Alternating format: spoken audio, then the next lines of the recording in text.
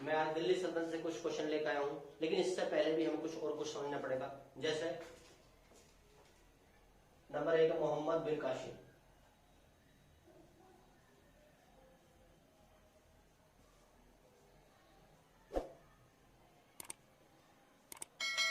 मोहम्मद बिन Qasim. Number 2 है महमूद गजनवी।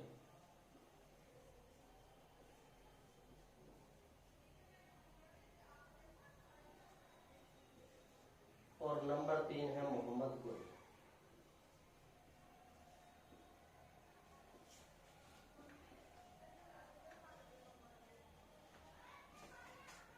इसमें जो था 712 से 712 ईस्वी से 1200 ईस्वी तक की बात की जाएगी।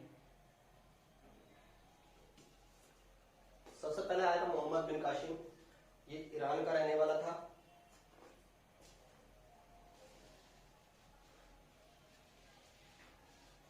और इसने सबसे पहला इसने जो था एक आक्रमण किया था भारत पर, सिंध पर। सबसे पहला आक्रमण किया था सिंध पर।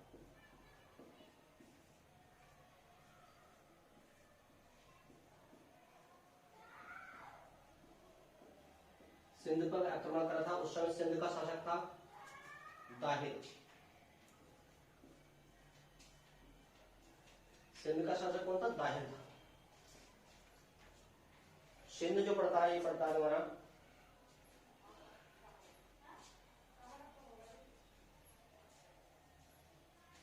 ये गुजरात का क्षेत्र, ये वाला क्षेत्र, ये सिंध का क्षेत्र पड़ता है, ये वाला, ये यहां से।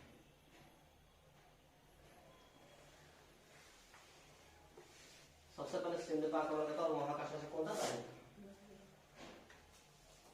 दाहिर। सर्वप्रथम इसने जो था जजिया कर को लगवाया था।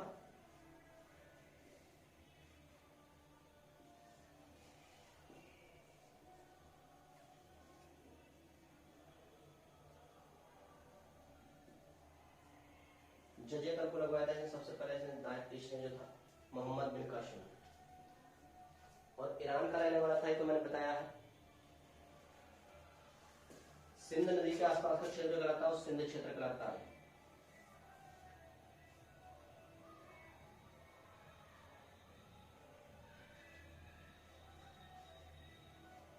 तो जजिया कर को लगवाने वाला पहला शासक कौन था? मोहम्मद बिन कासिम। 722 में लगाया था जजिया कर को। इसके बाद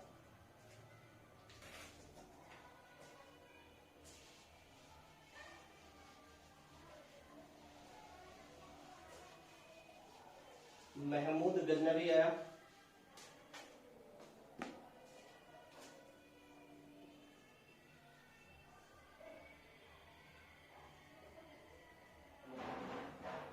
महमूद गजनवी ने भारत पर 70 बार आक्रमण करा था। भारत पर 70 बार आक्रमण करा था।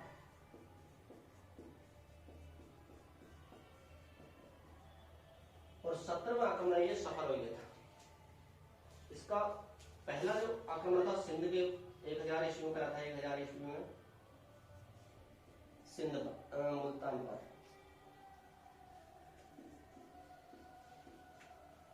और 1025-26 में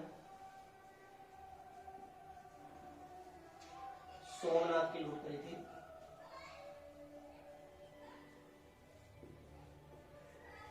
सोमनाथ की लूटपाट की।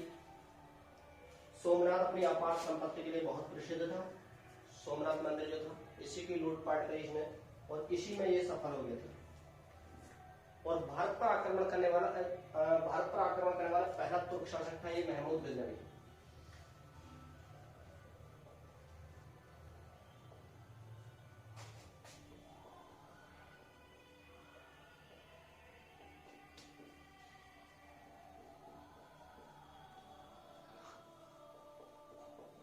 पहला तुर्क शासक था महमूद गजनवी, जिसने भारत पर आक्रमण करा था। और सुल्तान की उपाधि धारण करने वाला पहला सुल्तान भी महमूद गजनवी था।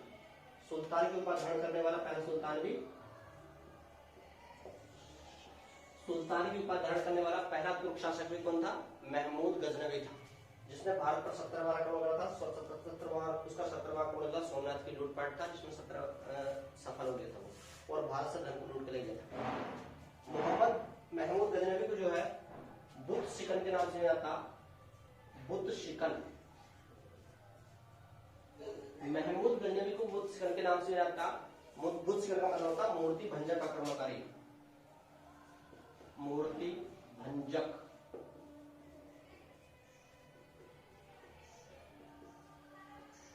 मूर्ति भंजक आक्रमणकारी था ये महमूद गजनवी तो जो था।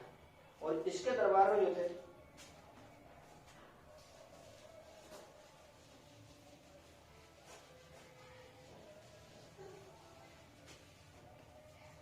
अल-बरूनी, वैहाक तथा फिरदौसी।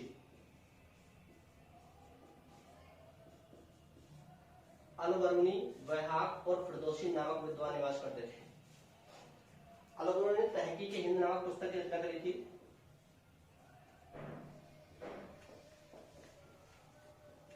तहकीक हिंद पुस्तक की रचना की बहुत बार पूछा गया था। तहकीक हिंद या किताब हिंद नामक पुस्तक की रचना किसने करी?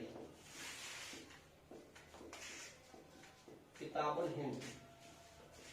तहकीक हिंद या किताबुल हिंद नामक पुस्तक की रचना किसने करी थी? अल-बरूनी ने करी थी। इसके बाद वैहाक आया।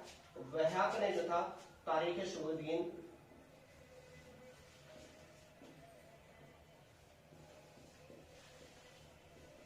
तारीख शुबुद्दीन नामक पुस्तक की रचना करी। और फिरदौस ने जो था शाहनामा नामक पुस्तक लिखी थी।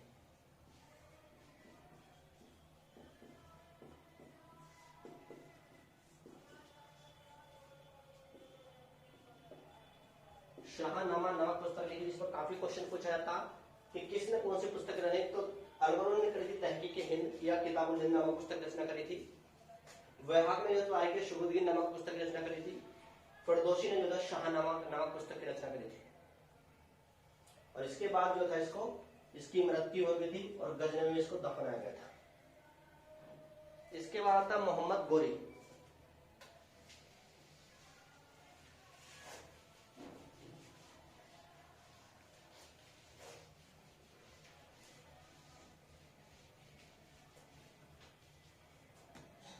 मोहम्मद गोरी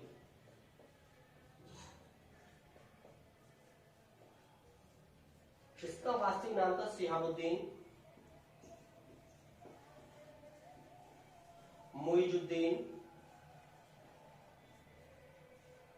उर्फ मोहम्मद गोरी।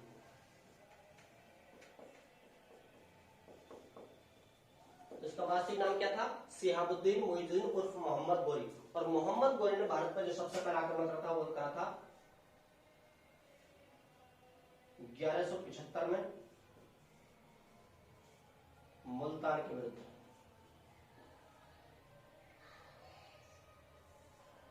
1178 में करा था सोमनाथ, 1178 में करा था माउंट आबू। उस समय वहां पे भीम सेकेंड था, भीम सेकेंड। और सबसे पहली पराजय भारत की धरती पर मोहम्मद गोरी की सबसे पहली पराजय भीम सेकेंड ने उसको पराजित करा था। किस युद्ध में करा था? माउंट आबू में। इसके बाद 1191 में तराइन का प्रथम युद्ध हुआ।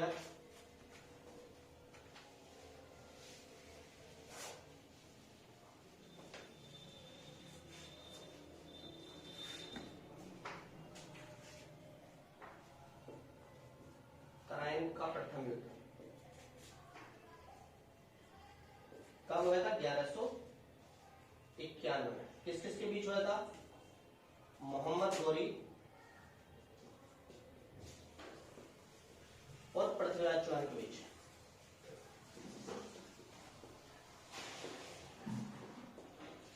जो तराइन का प्रथम युद्ध था 1191 में हुआ था, किसके बीच हुआ था? मोहम्मद गोरी और पृथ्वीराज चौहान के बीच, जिसमें मोहम्मद गोरी जो था पराजित हो गया था और पृथ्वीराज चौहान जीत गया था। कहने का मतलब यह है कि जो युद्ध तराइन का प्रथम युद्ध हुआ था वो 1191 में, वो किसके पक्ष में रहा? पृथ्वीराज चौहान के पक्ष में रहा। इसकी पराजय हुई मोहम्मद गोरी की पराजय। तराइन का द्वितीय युद्ध था, तराइन का द्वितीय 1192 में हुआ था और ये भी इन दोनों बीच हुआ था, लेकिन इसमें जो था मोहम्मद गोरी जीत गया था और पृथ्वीराज चौहान हार गया था। तराइन का द्वितीय युद्ध कब हुआ? 1192 में किसी बीच हुआ? मोहम्मद गोरी और पृथ्वीराज चौहान के बीच, जिसमें पृथ्वीराज चौहान पराजित हुआ और मोहम्मद गोरी जीत गया। इसका एक युद्ध होता चंदावर का युद्ध।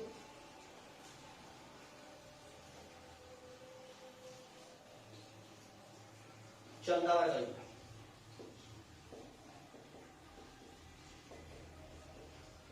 1194 में हुआ था। ये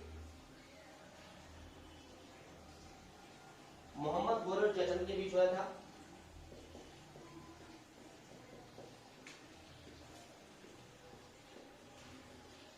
जिसमें जयचंद पराजित हो गया था, मोहम्मद गोरी जीत गया था। तो चंदावर का युद्ध जो कब हुआ था? 1194 में। कौन पराजित हुआ था? जयचंद पराजित हुआ था, मोहम्मद गोरी जीत गया था। इसके बाद जो था इसको चला गया गजनी और 1205 में आया, उसका युद्ध हुआ खोरो से।